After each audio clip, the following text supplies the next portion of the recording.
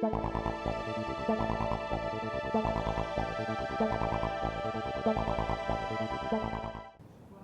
I'm Sky and Telescope Senior Editor Dennis Cicco here at the 2012 Advanced Imaging Conference in Santa Clara, California. And right now I'm at the Apogee Imaging Systems booth speaking with company president Wayne Brown. I don't think readers of Sky and Telescope need much of an introduction to Apogee. You guys have been around for a long time. Your name has been associated with some of the most dramatic astrophotography that I can think of.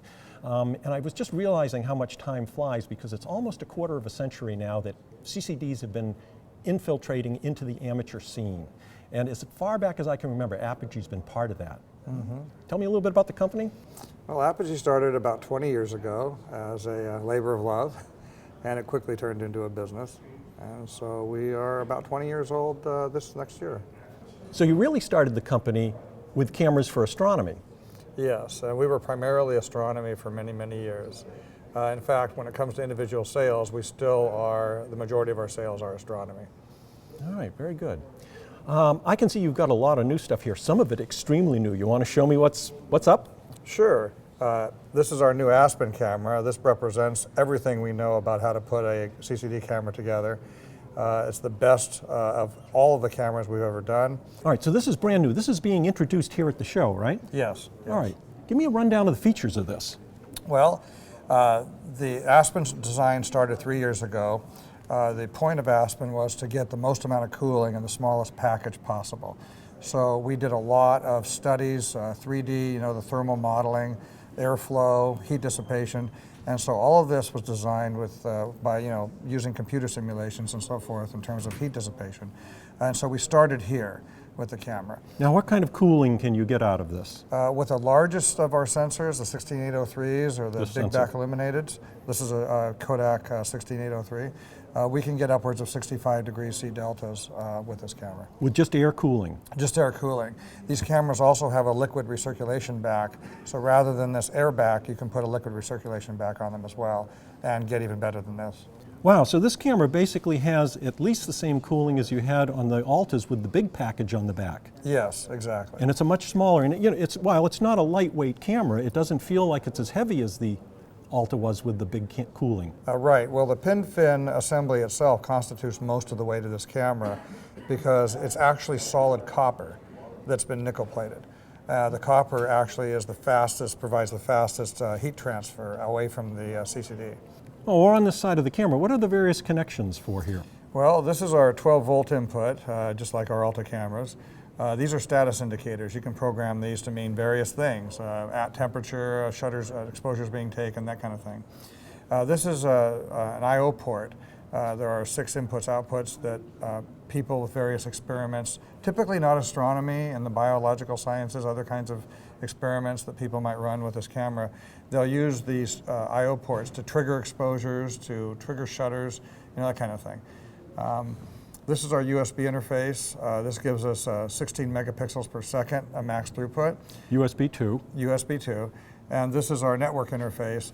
This gives us 2 megapixels per second of rate. So tell me a little bit more about this Ethernet connection. I mean, it looks like a standard Ethernet plug that you'd find on the back of your computer. It is, exactly. And we used to offer Ethernet in the Alta F-series years ago, but it was 1/10 the speed of this, and it was dedicated to a network interface. What's new about Aspen is that it combines the high-speed USB with a higher speed Ethernet at 2 megapixels per second in the same camera. It auto-detects, so if you plug the camera into a USB port, it knows it's USB. If you plug it into the Ethernet port alone, it knows that it's an Ethernet camera, and you don't have to tell the software which is which. All right, so give me a little bit of background about how this Ethernet connection works. I mean, it looks to me like you just plug this camera into a network, and you can have your computer anyplace else on the network. Yes, it can be actually set up as a fixed IP address like you would any other device on a network, or it can establish its own IP address in what's called DHCP mode. So when you plug it in, it can seek its own, or you can identify it as a specific IP address on a network. And it can be used as a wireless device by plugging the Ethernet adapter into a wireless access point or wireless adapter. So you could plug this into a wireless router and then have your computer connect wirelessly to the camera. Yes, that's right. All right, now your computer will see this camera as what? It would see it as a web page or any other website IP address that you would type into your computer. The camera would come up as Apogee. You would see the Apogee logo, and then you would see a lot of configuration options for how to configure the network. So in fact, you would see it as a web page where you could configure its options, whether it's DHCP or fixed IP address, that kind of thing. These cameras also have built-in memory, non-volatile memory, so that at the factory we actually program in the camera's ID, various other parameters like offset and gains that we used in test. And users can actually use some of the fields if they wanted. We have customers that like to have their own serial numbers programmed into the camera, so when they have a lot of cameras out there, they know what serial number they're talking to.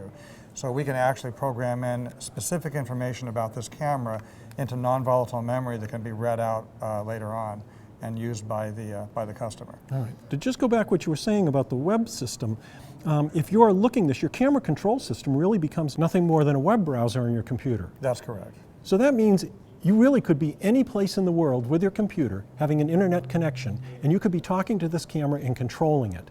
And you need no special software on your computer because there's nothing more than a web browser. That's correct. All right, let's go on to the front of the camera here. I noticed that this is a little bit different than I've seen on your other cameras. You've got little step downs in there. What is that all about? Well, this is the light baffling that we use, and every surface that the light path in the light path is stepped down and blackened, including the little baffle right around the CCD itself. Including the baffle around the CCD, and all of this is designed to prevent stray light from bouncing around inside here and interfering with your imaging. Keeping starlight from reflecting off of the edge and casting a light out onto the CCD. Yes. So every opportunity we had, we baffled and blackened in order to prevent that stray light. All right. What about the shutter on this camera?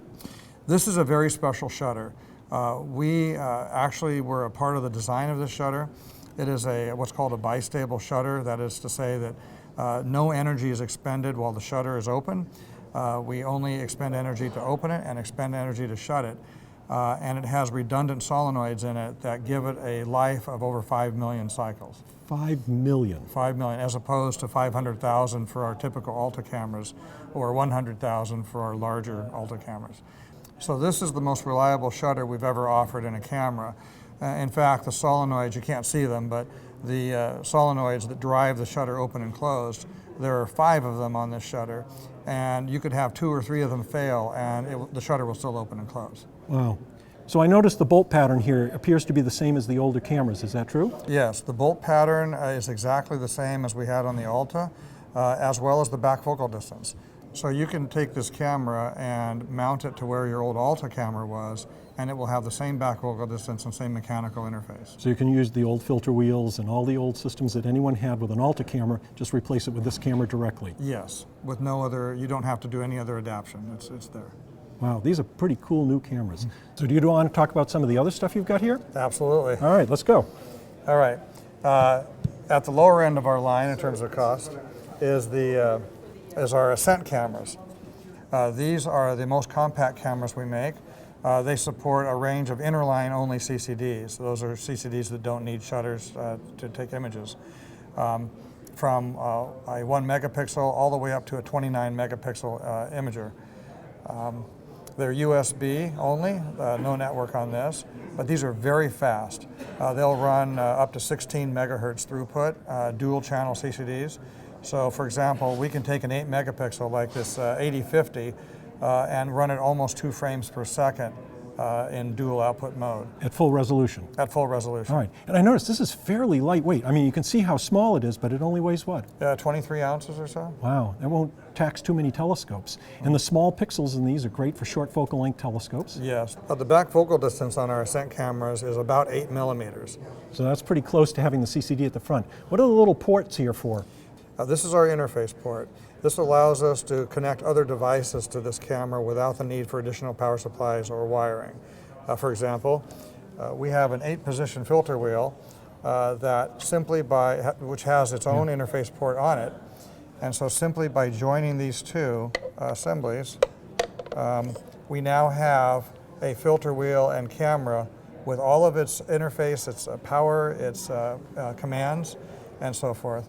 that the software then would then recognize. Just through that one USB connection to the computer. It's not a USB, it's a dedicated port that we established.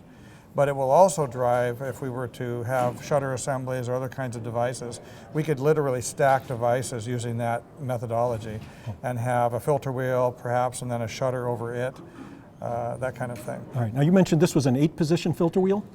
Yeah, this is an 8-position filter wheel. All right, and I noticed right here, because you've got a camera lens mount on there, because that CCD is so close and this is so thin, you can use camera lenses on this system. Yes, we can actually put a lens on this system using the filter wheel. Since the camera doesn't have its own built-in shutter, the reason that we went to an 8-position wheel is that you can actually use one of the filter positions as a blank so that you can get dark frames. And so the filter wheel then acts as your shutter for getting dark frames in the absence of having a shutter in the camera. And I noticed the little step downs here that you're using for the baffling, same as on the Ascent camera. Yes, and this filter wheel also has a precision mechanical locking mechanism that all of our filter wheels have always had. We were the first in this market to actually introduce the mechanical locking mechanism that ensures precise repeatability between images. And I'll click this through and you can listen, you can hear the clicks. Yep. Well, every time you go to a new position, the software lets go of the wheel and the mechanics reposition the wheel to the same precise position it was in before. And that's important to realign any like little dust specks on filters as you work through so that you don't have little moving donuts in your pictures. That's correct. You want that speck to be in exactly the same place every time. Yep. So what's the price on this setup? Well, the bundle of this 8-position wheel and the 8050, the 8-megapixel CCD, is $36.95 for both of them. That's attractive. Very good. All right, what do you want to go on to? Let's talk about our Alta systems and our larger filter wheels. Let's do it.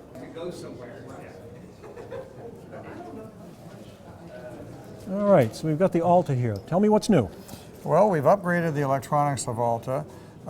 We now call this the F-series. It has always been called U-series before. So the U16M is now becoming the F16M? Yes. Okay. Yes, and the difference is that we've dropped support for the RS-232 ports that were virtually never used in the cameras anyway, but we've increased the speed. We're now getting up to 8 megahertz at 16-bit. The original Alta U systems were good to around 5 megahertz at 12-bit. So we've upgraded the analog chain at higher speeds. Faster readout. Faster readout. Alta has been our flagship camera for many years. It's our best known camera, our most sold camera. And this gives Alta many years of useful service, lifetime. Useful lifetime. All right. So this is actually an important point. If a lot of readers have seen images that have been taken with U16M cameras, in the future the camera that will be sold will be the F16M. That's correct. Right. And the camera is virtually identical. It's got the same bodies, the same mechanicals, back focal distances, CCDs. In fact, the analog chain on these, the digitization is the same at 1 megahertz as the Altas.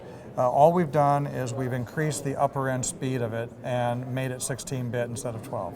New electronics. Just new updated electronics. All right. And a little point here, this often comes up with readers that ask about this. I mean, these are 1/4 by 20 socket holes on the side, so you could actually use this if you needed to mount it on some sort of a tripod or equipment that had... Yes, this is a tripod mount, and we actually have one on each side, so depending on the orientation you wanted, you can mount it either way. Very good.